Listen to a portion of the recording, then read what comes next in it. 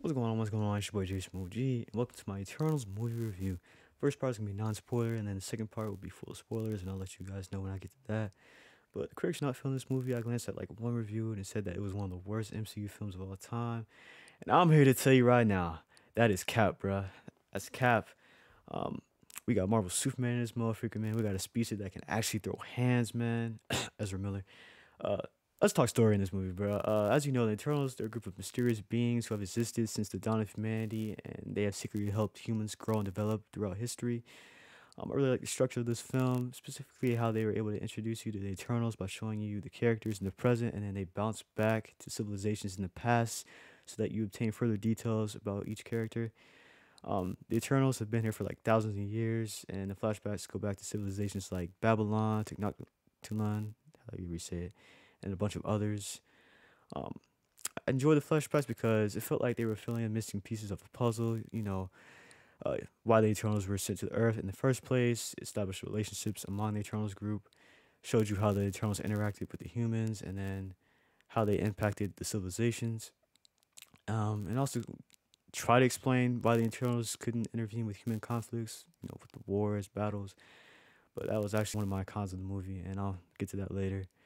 Also, another con that I didn't really like about this, I know people were worried about that kiss that they kept on promoting with this movie, but it honestly wasn't really a big deal to me. I just didn't pay attention to the movie for like a few seconds, and then but what I didn't really like was the fact that it was a family, bro. It was a little black kid with two fathers, and I just feel like it was too much, man. I wasn't feeling it at all, and I feel like they were trying to push an agenda, and that's all I'm gonna say about that, man. Um, the cast is amazing in this movie. I thought they did a great job. Got Selma Hayek, bro.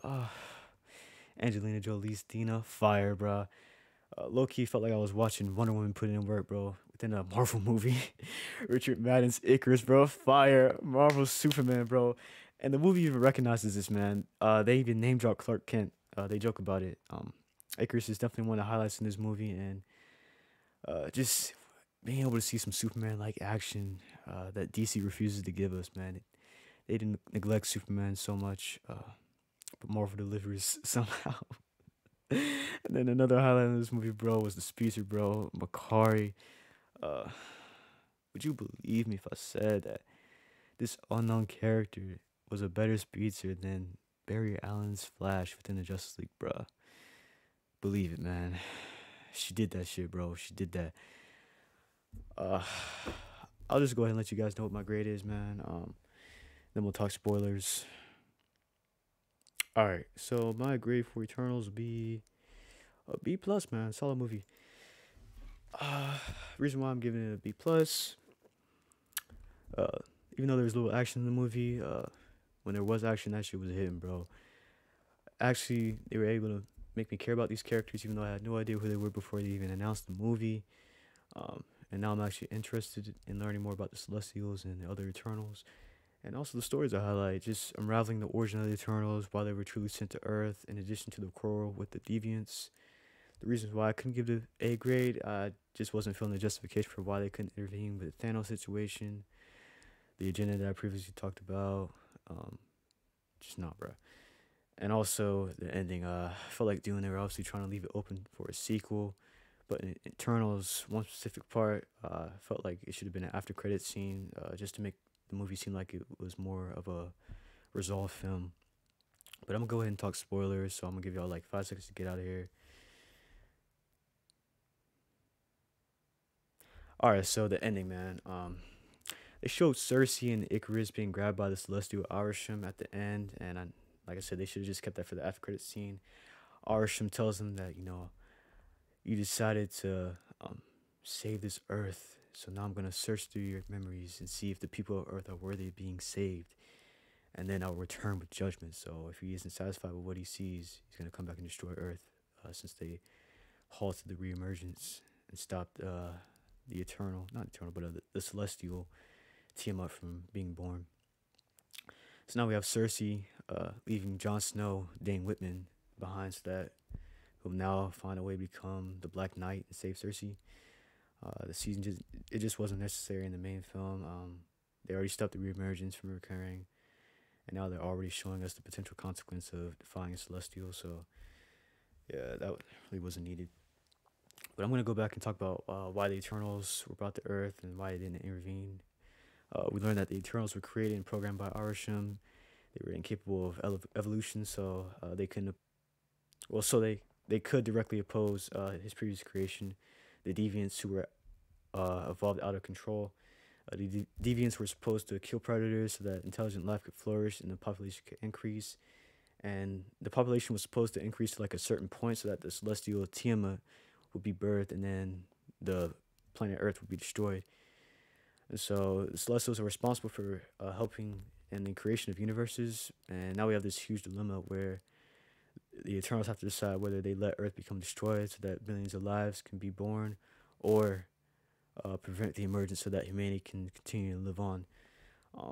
It honestly reminded me of Infinity War with the Avengers doing everything they could to protect Vision, but the destruction of the stone early on may have prevented the deaths of those Wakandans who were fighting to save his life on the battlefield, and then also half of the universe. So it was mainly just revolving around the point: are you willing to trade the lives of a few so that it could benefit the majority? I liked how the Eternals were like split on this decision because it expressed how people were adamant on following orders, mainly Icarus, and how other people refused to abide by their so-called divine purpose. You know, Ajax, rest in peace.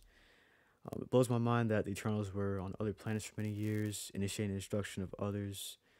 Who knows how many they killed, so that just millions of lives could live. And the cool part was they didn't even remember any of this, man. Each time that they destroyed a planet, their memories are wiped and then stored in some location on the ship. And this is why I like the Alpha Deviant, which I didn't even really talk about the Alpha Deviants, or the Deviants at all. He said, "You're no saviors, you're murderers," which was tight, bro. When he finally uncovered the truth of the Eternals, I can't even really call the Alpha Deviant a villain, man, because he wasn't down with the culling of the mass population. So, shout out to him, man. Kind of wish he went out better, man. He got caught lacking by Athena, but Athena's tight. She's like Wonder Woman, man. Chopped his ass up. Wanted to talk about their justification for not being involved with the Thanos situation.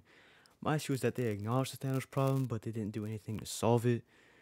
Ajax and Icarus knew that their goal was to increase the population, so it's hard for me to believe that they would just allow him to delay their plans by wiping out half of all existence. They were on Earth for like thousands of years, so why would they be cool with someone just coming in and ruining their progress, even if it meant that they had to intervene?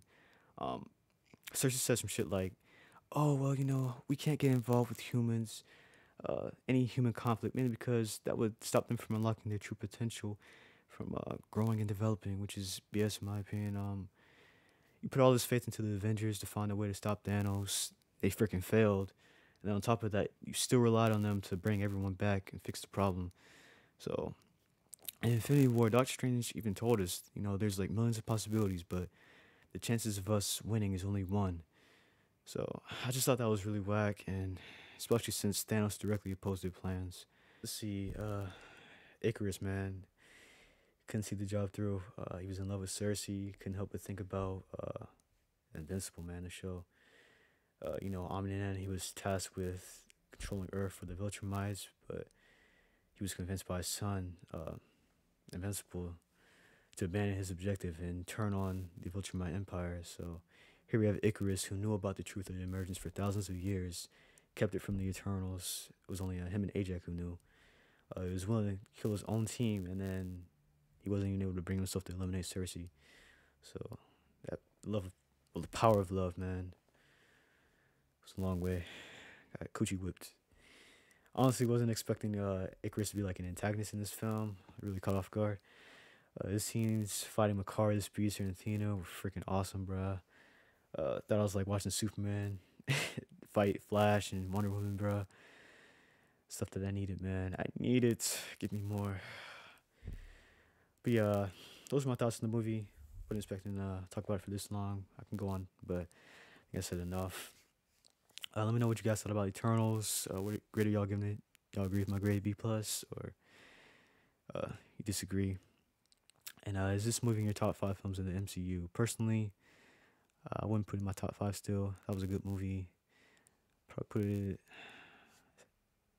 It's definitely in my top 10. So probably put it around like 6 or 7. Yeah. But yeah, I'm Jay Smoothie, and thank you for watching my Eternals movie review. Until next time, deuces.